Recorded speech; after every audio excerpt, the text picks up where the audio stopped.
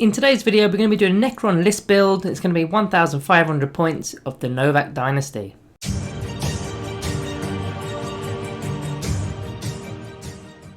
Hello, welcome to the channel. So today we're going to be doing 1500 points, building a Novokh Dynasty list. Before we get into the video today, our shout out goes to you, Arthur. They're really loving the Know Your Foe videos and they're asking for the Iron Hands video to be done. So we will be doing some polls, so keep your eyes peeled. I'll be likely throwing the Iron Hands in at some point. In fact guys, below comment on which faction you'd like to see in the Know Your Foe video here on the channel. Also, one final shout out for today is Trip Chavez for joining our members area of the channel. So now he's got the loyalty badges next to his name in the comments area, which upgrades every month. And he's also going to have access to the custom emojis, which hopefully should be getting upgraded shortly. I did recently change them to a number system, but it didn't quite go as planned. So back to the drawing boards with the emojis.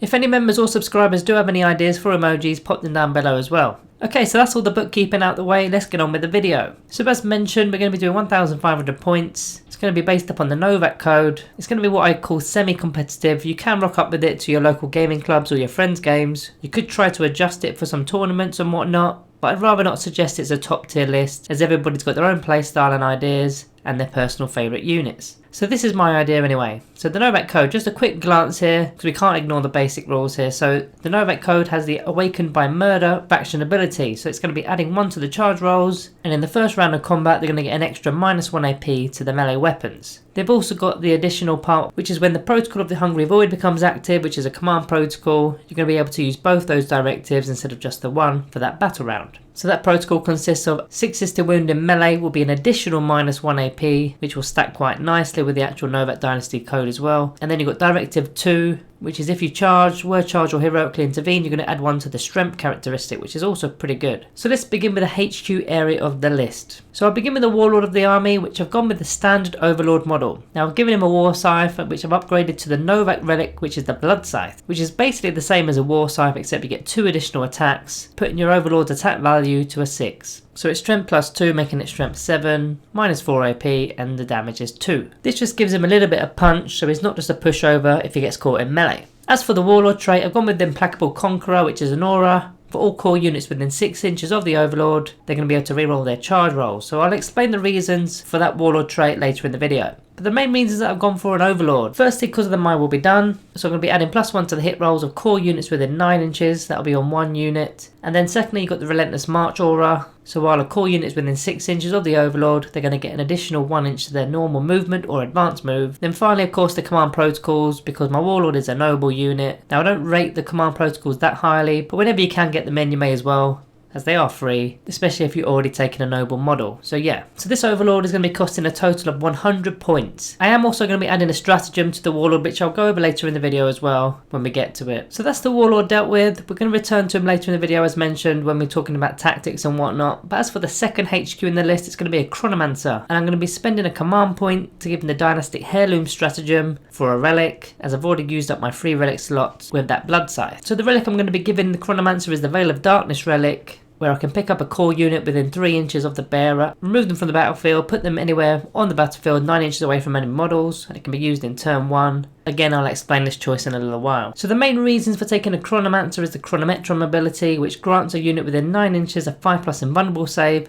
along with the ability to reroll the charge rolls. So this HQ is costing me 80 points. Now I would really like the Entropic Lance, but since the chapter approved, it's now an extra 10 points, and I don't actually have 10 points spare within the list, which is a bit unfortunate because it's not a bad weapon. So you probably already worked out the next part of my list, but if you haven't, you'll notice that both have the ability to grant rerolls to charge rolls, which will be key for any melee based list, especially with Novokh because it's got the inbuilt +1 to the charge roll. I'm going to jump straight into the elite section here because I think a lot of you know already what's coming. So I'm going to be going with 2 units of 10 Lychguard. They're going to be different. The first unit is going to have the War Scythe and the other one's going to take the Sword and Shields. Now these are going to be 280 points per unit, which is 560 points total for the 2 units. When you add the 2 HQs and the 2 Lychguard units, that's 740 points spent so far. So those Lychguard units, I'll explain quickly what I've done with the models to begin with. So the Lychguard are core units, so they can be buffed with that My Will Be Done ability, so they can hit on a +1 to the hit rolls, so they're hitting on 2s effectively. They also can be given that Relentless March aura buff to add 1 inch to their movement, because they're not the quickest. And the Veil of Darkness relic is also going to work on them because they're core 2. So the unit that carries the War Scythes, they've got no invuln save, so this is perfect for the Chronomancer to use its Chronometron ability to grant that 5+ invulnerable save, and then the reroll to their charge roll, and of course you'll be using that Veil of Darkness relic to get them in 9 inches away from enemy models, and you could do that on turn 1 if you wanted to. The charge is only going to be an 8-inch charge due to the Dynasty rules, and you're re-rolling it as well. To add to this, the unit can either use the Protocol of Hungry Void for that +1 strength to make the War Scythe strength 8. So if you're going against toughness 4 armor, you're going to be wounding them on 2s, not forgetting you're hitting on 2s too, or if it's against toughness 7 vehicles, you're going to be wounded on 3s instead of 4s. If that protocol isn't active at that turn, you've also got the stratagem at your disposal, which is the disruption field. It's 1 command point. In the fight phase, a core unit's going to be getting a +1 to their strength characteristics of the model, again making those War Scythes strength 8. Then on top of that, you've got the Novokh stratagem, which is Blood Rights for 1 command point, which gives every model in a unit an extra attack for that phase. So hitting on 2s, wounded on 2s, maybe 3s, and then with an extra attack on top, not too bad. Then add the 5+ invulnerable save and the reroll to their charge rolls on top of that. Now that second Lychguard unit with the sword and shields, there'll be more of a second or third wave of an attack. They're potentially going to be looking to be going for the middle of the table, and they'll be protecting my Overlord, preventing ranged attacks against him, even against snipers, because they've got the Guardian's Protocol ability, which prevents any infantry noble from being targeted by ranged attacks. So that's better than a Lookout Sir ability, because even the snipers, as mentioned, can't target him. So these guys have their own invuln save, but they still reroll charges due to the Warlord trait. They also have access to the same stratagems as mentioned earlier, but have access to an additional stratagem, which is Eternal Protectors. It's 1 command point, used on a Lychguard unit that is within 3 inches of a noble model, which they will be because the Overlord's there. They're going to get an extra attack. So you could combine this with the Blood Right stratagem to get 2 additional attacks. Now you could use the Disruption Field stratagem, although they'll be turning their strength 6 weapon into a strength 7, so it won't really be doing much unless it's against vehicles that are toughness 6 or toughness 7, but against infantry you're still going to be wounding the same as you did before. This is probably where I'm going to be giving the Overlord the Hand Up the Fair on stratagem pre-game for 2 command points, which allows him to use his My Will Be Done ability on both the Lychguard units. Because you can use the My Will Be Done ability on the other Lychguard unit that's going to go off with the Veil of Darkness relic, but even after that, turn 2 onwards, you can still be using it on other core units. So it's always worth having. And you've got loads of command points at your disposal anyway at the start of the game. So we've dealt with the HQs and we've also dealt with the elites. We've spent almost half the points at this point, 740 so far. So let's get the troop options dealt with, as it's looking like it's going to be fitting into a patrol detachment, so we need at least 1 troop option to fill it. As both of the troop options in the Codex are shooty based, I've gone with 2 min units of backline Immortals. 5 Immortals are only 85 points, which is cheaper than a min unit of Warriors. So having 2 units of these at 170 points is a decent price. These guys, as mentioned, will be holding my home objectives, potentially can be buffing that My Will Be Done ability if you can keep them within range, but as the rounds progress it's probably going to be less likely, because your Lychguard are going to want to be moving up the board, whereas your Immortals probably won't be. As for the Immortals though, depending on who you're going against, that's going to determine what weapon choice you're going to select. Weak units with a poor armor save will probably make you want to go with the Tesla carbines, but also factions that are more elite but stay back and shoot, such as Ravenwing or Imperial Fist, you'd also prefer to use a Tesla against those, as they're mathematically better at max range. The Gauss Blasters only really surpass the Tesla weapons once you get into rapid fire range, which is not always going to be the case against a faction that doesn't really want to attack you at close range. So you make the call on that one depending on your opponent. But right now we've got 910 points spent, so let's get on to the fast attack options within the list.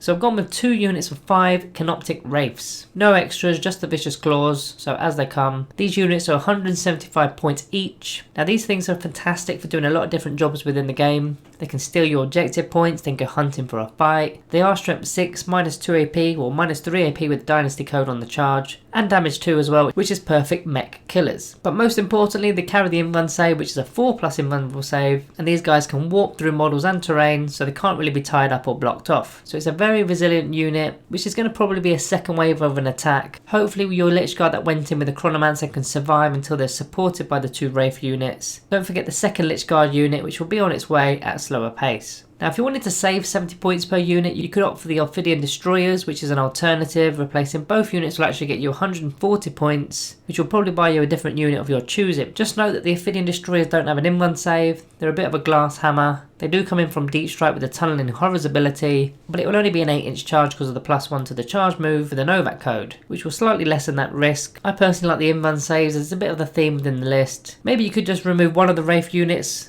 for one of the Ophidian Destroyers and save 70 points. Again, your call there. So the Wraiths, as mentioned, are a second wave, but should be collecting points along the way, mid-table, and making sure your opponents are not taking those mid-table points. Now they're not objective secured, but they are quick and pack a good punch. So fast attacks are done with now. We've spent 1,260 points, so there's only 240 points left to spend. And we are left with the heavy support options. Now the units I've gone with haven't been my cup of tea since the Codex release, however they have had a points drop since the chapter approved book, so I'm starting to warm to the idea of them, as they don't have the blast ability, which I personally think is a bit of a hindrance nowadays, rather than a buff from our Codex, because as soon as a unit with the blast ability gets tagged in combat, they're pretty much useless. So I've gone with 2 units again this time. It's going to be 2 lots of 2 heavy Locust Destroyers. So effectively I've got 4 in total, but I paired them up to fit into the patrol detachment. Then I've given them the Gorse Destructors, as that's the only weapon that's really worth any use. Now there's 60 points per model, which puts me bang on 1,500 points. So the reason for these guys, they've got no blast ability as mentioned.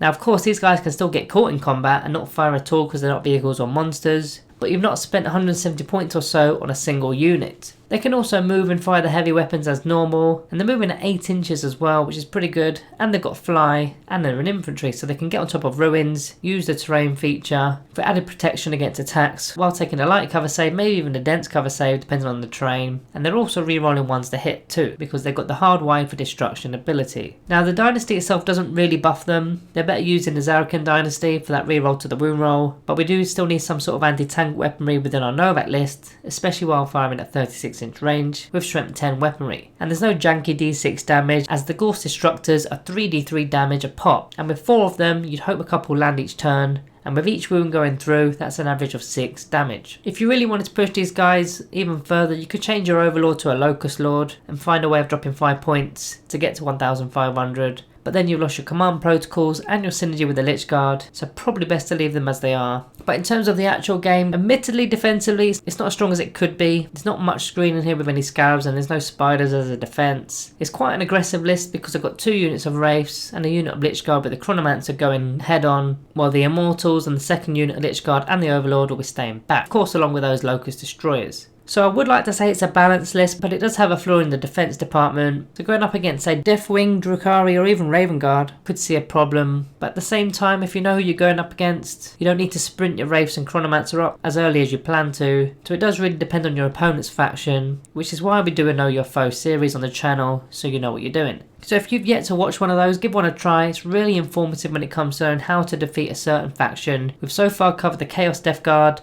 Blood Angels and all 3 wings of the Dark Angels. At the time of filming this one, we've just recently done a poll where the Drukhari army won their poll, so they got 50% of the vote, so we're going to be doing them next. So guys, that's it from me today. If you've got any ideas for tweaking today's list, then put it down below. Don't forget that a random comment will be shouted out each and every video. Also like and subscribe if you kind of like this content. Let me know so I can continue to do more. The 1000 point list we did a few months back had a decent reception, so I'm guessing you kind of like list building videos. Anyways, thank you all for watching, and as always, I'll see you next time.